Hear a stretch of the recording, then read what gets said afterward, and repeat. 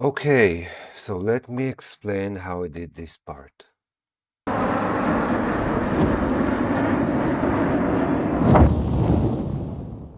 Okay, let's go to the compound clip and see what it's made of. I have a fusion clip and then another layer with a bomb being thrown off the plane and the explosion.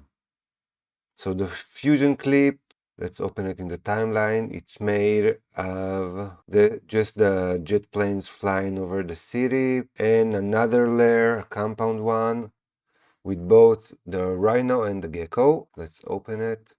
I have both of them on a green screen, shot on a green screen. The Rhino itself, I used Magic Mask to remove the background, and then I just used the Delta key. Let's see what the Fusion tab has to offer us. So I have the planes bombing scene, which is in the background, and the Gecko / Rhino. First of all, what I did was I used a planner tracker to track the movement, especially in this area, so the Gecko and the Rhino will stay in one place. After using a tracker planner, I created a planner transform which tracks the movement in the scene and keeps the Gecko and the Rhino stabilized to that point. Let's go back. We have the bomb coming out of the plane.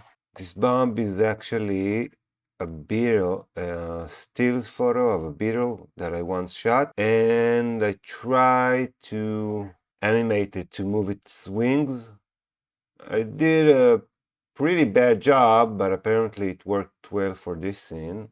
What I did, I just used the transform controls to place it in here under the plane, and then I just set some keyframes along the way according to the place I want it to be at any time, and I played a bit with the size and the rotation so it would appear more realistic. And now let's go to the explosion. The explosion is actually from this file, this video that I shot a few months ago. This is just two peels of an orange that I squirted onto a candle and shot in 240 frames per second. I just needed an explosion and it looked like it could do the job.